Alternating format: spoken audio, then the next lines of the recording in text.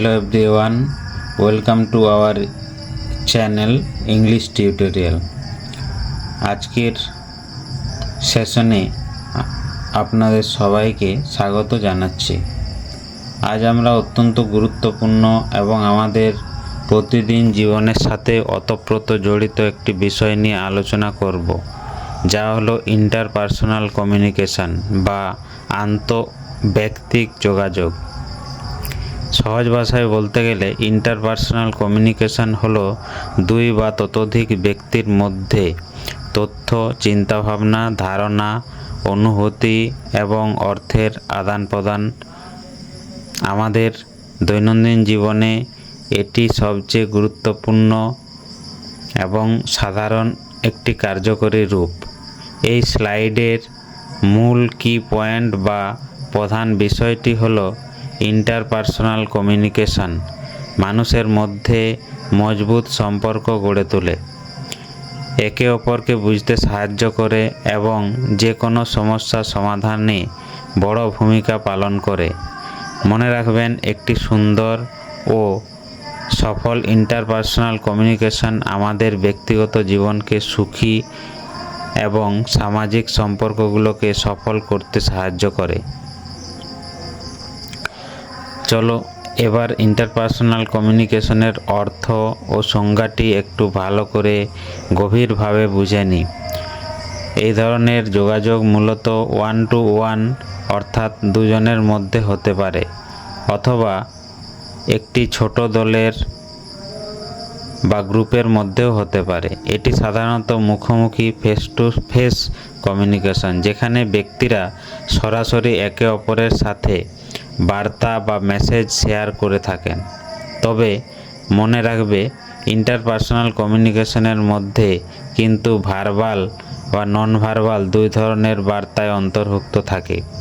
এটি আমাদের সমাজকে একে অপরের প্রতি বিশ্বাস, আস্থা, পারস্পরিক শ্রদ্ধা গড়ে তুলতে অত্যন্ত গুরুত্বপূর্ণ ভূমিকা পালন করে। এখানে একটি বিশেষ কথা মনে রাখা দরকার, আন্তঃঅভিব্যক্তি যোগাযোগের ক্ষেত্রে আমরা কেবল মুখেই বলি না, বরং সামনের মানুষটির কথা মনোযোগ দিয়ে শোনার চেষ্টা করি। এবার আসা যাক যোগাযোগের প্রধান বৈশিষ্ট্য বা ফিচারগুলো নিয়ে, যা একে অন্য সঙ্গে যোগাযোগ থেকে আলাদা করে। এর প্রধান বৈশিষ্ট্য হলো এতে অবশ্যই দুই বা তার বেশি মানুষ জড়িত থাকে। দ্বিতীয়ত, এটি একটি সরাসরি মুখোমুখি মিথস্ক্রিয়া বা ফেস টু ফেস ইন্টারেকশন।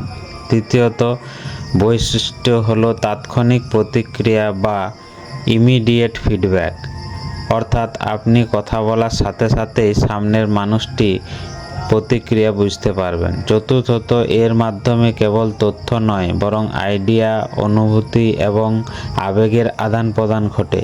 পঞ্চমত, এতে মুখে বলা শব্দ বা শরীরের ভাষা উভয়ই একসাথে কাজ করে।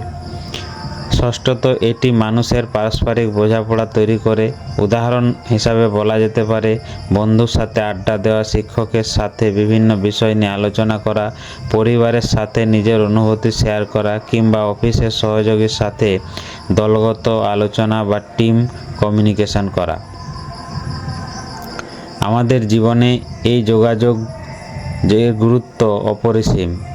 এই স্লাইডটি দেখলে অনুধাবন করা যায়, এটি প্রথমত আমাদের যে কোনো সম্পর্ককে শক্তিশালী এবং দীর্ঘস্থায়ী করতে সাহায্য করে। দ্বিতীয়ত, এটি মানুষের মধ্যে আরও ভালোভাবে বোঝাপড়া তৈরি করে, যা ভুল বোঝাবুঝি দূর করে। তৃতীয়ত, এটি ভিন্ন সামাজিক ও পেশাগত দ্বন্দ্ব বা কনফ্লিক্ট কমাতে এবং সমস্যা সমাধানে সাহায্য করে। চতুর্থত, এটি দলগত কাজে পারস্পরিক সহযোগিতা এবং টিমওয়ার্ক বৃদ্ধি করে। পঞ্চমত, এটি আমাদের ব্যক্তিগত জীবনে বা কর্মক্ষেত্রে ক্যারিয়ারের বৃদ্ধিতে দারুণভাবে সাহায্য করে। সর্বোপরি, এটি আমাদের সামাজিক জীবনের আরও অর্থপূর্ণ ও আনন্দময় করে তোলে। তাই মনে রাখবে, এটি কার্যকরী যোগাযোগ কেবল সম্পর্কেই মজবুত করে না, আমাদের জীবনের প্রত্যেকটি ক্ষেত্রে সফলতা নিয়ে আসে। যে কোনো যোগাযোগের মতো ইন্টারপার্সোনাল কমিউনিকেশনেও কিছু নির্দিষ্ট উপাদান বা এলিমেন্ট রয়েছে যা একটি চক্রের মতো কাজ করে। উপাদানগুলি হলো সেন্ডার, যিনি বার্তা পাঠান; রিসিভার, যিনি বার্তা গ্রহণ করেন; মেসেজ, যে তথ্য বা আইডিয়া শেয়ার করা হচ্ছে; চ্যানেল, যে মাধ্যমের সাহায্যে এই তথ্য সম্প্রচার করা হচ্ছে; ফিডব্যাক, বার্তাটি পাওয়ার পর রিসিভার বা গ্রাহকের যে প্রতিক্রিয়া জানান; নয়েজ, যে কোনো ধরনের পারস্পরিক বা মানসিক বাধা বা যোগাযোগ বিঘ্ন ঘটায়। এই স্লাইডে ফ্লো চার্টটি লক্ষ্য করলে দেখা যাবে এই উপাদানগুলো একে অপরের সঙ্গে যুক্ত এবং একটি সফল যোগাযোগের প্রতিটি উপাদানই এর মধ্যে গুরুত্বপূর্ণ। আসুন এবার ইন্টারপার্সোনাল কমিউনিকেশনের অন্যতম প্রধান মাধ্যম ভার্বাল কমিউনিকেশন নিয়ে কথা বলি। সহজ কথায়, যোগাযোগের জন্য যখন আমরা শব্দ ব্যবহার করি তখন তাকে ভার্বাল কমিউনিকেশন বা মৌখিক কমিউনিকেশন বলা যেতে পারে। আবার লিখিত বা রিটেন কমিউনিকেশনও হতে পারে। মনে রাখবেন, শব্দের এক অদ্ভুত ক্ষমতা আছে। শব্দের মাধ্যমে আমরা আমাদের গভীর চিন্তাভাবনা ও অনুভূতি প্রকাশ করতে পারি। এক্ষেত্রে শব্দের স্পষ্টতা, কণ্ঠের টোন এবং সঠিক শব্দচয়ন অত্যন্ত গুরুত্বপূর্ণ ভূমিকা পালন করে। তবে শুধু বলাই শেষ নয়, এর সাথে একটি সমান গুরুত্বপূর্ণ বিষয় হলো অ্যাক্টিভ লিসনিং বা সক্রিয় একে অপরের পক্ষের কথা শোনা। কিন্তু প্রয়োজনীয় কথা বলার সময় সবসময় স্পষ্ট আত্মবিশ্বাসের সাথে কথা বলুন। সহজ ও ইতিবাচক শব্দের ব্যবহার করুন এবং সামনের মানুষটির কথা মনোযোগ দিয়ে শুনে বিনীতভাবে উত্তর দিন। ভার্বাল কমিউনিকেশনের চেয়ে অনেক সময় বেশি শক্তিশালী হয়ে ওঠে নন ভার্বাল কমিউনিকেশন।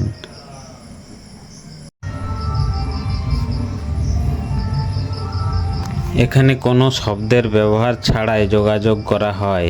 এর মধ্যে অন্তর্ভুক্ত রয়েছে আমাদের বডি ল্যাঙ্গুয়েজ, মুখের অভিব্যক্তি, হাতের ইশারা, বসার বা দাঁড়ানোর ভঙ্গি, চোখের ইশারা, কণ্ঠস্বরের ওঠানামা, স্পর্শ বা টাচ। অনেক সময় দেখা গেছে আমাদের মুখের কথার চেয়ে আমাদের শরীরের ভাষা অনেক বেশি কথা বলে এবং মনের আসল ভাব প্রকাশ করে দেয়। এটি আমাদের মুখের কথাকে সমর্থন করতে পারে, আবার কখনো কখনো তার বিপরীত অর্থও প্রকাশ করতে পারে। এটি একটি নন ভার্বাল স্কিল। মানুষের সামনের আপনার ব্যক্তিত্ব এক দারুণ ও শক্তিশালী প্রভাব তৈরি করে। তাই মনে রাখবেন, আপনি যখন একটি শব্দ মুখে বলছেন না, তখন কিন্তু আপনার শরীর কথা বলছে। দুই মানুষের মধ্যে যোগাযোগের সবসময় মসৃণ নাও হতে পারে, কারণ এর মাঝে কিছু বাধা বা ব্যারিয়ার চলে আসে। এই বাধার প্রধান মাধ্যমগুলি হলো মনোযোগ দিয়ে কথা শোনার অভ্যাস, পোর লিসনিং। এছাড়া রয়েছে মানুষের প্রতি পূর্ব পরিকল্পিত কুসংস্কার, বাঁধা ধরা ধারণা, মনের ভেতরে নেতিবাচক আবেগ যেমন রাগ, ভয় এবং মানসিক চাপ যোগাযোগকে নষ্ট করে দেয়। ভাষার ভিন্নতা বা ল্যাঙ্গুয়েজ ডিফারেন্সের কারণেও সমস্যা তৈরি হতে পারে। চারপাশের কোলাহল, ডিস্ট্রাকশন, নিজের প্রতি আত্মবিশ্বাসের অভাব, অন্যের কথা শোনার আগেই নিজের মতো অনুমান বা জাজমেন্ট করে নেওয়া এবং দুজনের দৃষ্টিভঙ্গি বা পারসেপশনের বড় অমিলও বাধার সৃষ্টি করে। এক্ষেত্রে মূল টিপস হলো প্রথমে বাধাটি চিহ্নিত করে তাকে কার্যকরভাবে দূর করা। যদি আমরা আমাদের প্রতিদিনের জীবনে ইন্টারপার্সোনাল কমিউনিকেশনকে আরও উন্নত করতে চাই, তবে আমাদের কিছু নিয়ম মেনে চলতে হবে। নাম্বার 1, শ্রোতা সক্রিয়ভাবে যেন অপরের কথা শোনে। অন্যের প্রতি শ্রদ্ধা দেখান, সামনের মানুষটির মতামতকে গুরুত্ব দিন। ইতিবাচক বডি ল্যাঙ্গুয়েজ ব্যবহার করুন, হাসি মুখে কথা বলুন ও আই কন্ট্যাক্ট রাখুন। স্পষ্ট ও সংক্ষেপে কথা বলুন। সহানুভূতিশীল হন, অন্যের দৃষ্টিকোণ থেকে পরিস্থিতি বিচার করুন। কথা বলার সময় মাঝে মাঝে বাধা দেবেন না। সৎ এবং বিশ্বাসযোগ্য হন। ফিডব্যাক দিন এবং সংগ্রহ করুন। প্রতিদিন এই কৌশল সহজভাবে অনুশীলন করলেই কমিউনিকেশনটি দারুণ ফলপ্রসূ হয়ে উঠতে পারে। আমাদের জীবনের বিভিন্ন সম্পর্কের ক্ষেত্রে এই ইন্টারপার্সোনাল কমিউনিকেশন কিভাবে কাজ করে তা এই স্লাইডটিতে সুন্দরভাবে ফুটিয়ে তোলা হয়েছে। পরিবার, এটি পরিবারের মধ্যে ভালোবাসা, বিশ্বাস, গভীর বোঝাপড়া তৈরি করে। বন্ধুদের মধ্যে একটি মজবুত বন্ড বা বন্ধন তৈরি করে, যা একে অপরের পাশে দাঁড়াতে ও আনন্দ ভাগ করে নিতে সাহায্য করে। কর্মক্ষেত্রে, এটি অফিসের সহকর্মীদের মধ্যে টিমওয়ার্ক, কাজের উৎপাদনশীলতা বা প্রোডাক্টিভিটি এবং একটি শান্তিপূর্ণ পরিবেশ বজায় রাখে। সমাজ, এটি সমাজের মানুষের মধ্যে পারস্পরিক শ্রদ্ধা, সহযোগিতা, শান্তিপূর্ণ সহাবস্থান নিশ্চিত করে। মনে রাখবেন, যে কোনো মজবুত ও সুন্দর সম্পর্ক কিন্তু একটি ভালো এবং খোলামেলা যোগাযোগের উপরেই গড়ে ওঠে। আগের স্লাইডে আমরা যে বাধাগুলোর কথা জেনেছিলাম সেগুলো কাটিয়ে ওঠার জন্য এখানে কিছু চমৎকার ও নির্দিষ্ট কৌশলের কথা বলা হয়েছে। প্রথমত, আমাদের অত্যন্ত ধৈর্য ধরে এবং সক্রিয়ভাবে সামনের মানুষের কথা শুনতে হবে। কথা বলার সময় নিজের আবেগ এর প্রতি সজাগ থাকতে হবে, যাতে রাগের মাথায় ভুল কথা না বেরিয়ে যায়। কোনো তথ্য ছাড়া নিজেকে কোনো অনুমানের উপর নির্ভর করা বন্ধ রাখতে হবে। সহজ, সরল, স্পষ্ট ভাষা ব্যবহার করতে হবে। সামনের মানুষের ননভার্বাল ও শারীরিক ভাষা লক্ষ্য করতে হবে। কথা বলার জন্য একটি আরামদায়ক পরিবেশ তৈরি করতে হবে। মনের মধ্যে সহানুভূতি ও শ্রদ্ধা বজায় রাখতে হবে। এবং সবশেষে থেকে যেটি খুবই গুরুত্বপূর্ণ, সবসময় একটি উন্মুক্ত, স্পষ্ট, সৎ যোগাযোগের ব্যবস্থা বজায় রাখতে হবে। মনে রাখবেন, সদিচ্ছা থাকলে সব বাধাই দূর করা সম্ভব। তো স্টুডেন্ট, আমরা আজকে আমাদের লেকচারের সর্বশেষ স্লাইডটিতে এসে পৌঁছেছি। চলুন আজকের পুরো স্লাইডটার একটি আলোচনামূলক এবং শিক্ষণীয় বিষয়গুলো সংক্ষেপে দেখে নিই। ইন্টারপার্সোনাল কমিউনিকেশন হলো যে কোনো শক্তিশালী বা সুন্দর সম্পর্কের মূল চাবিকাঠি। এর মধ্যে মুখের কথা, শরীরের ভাষা উভয়ই অন্তর্ভুক্ত থাকে।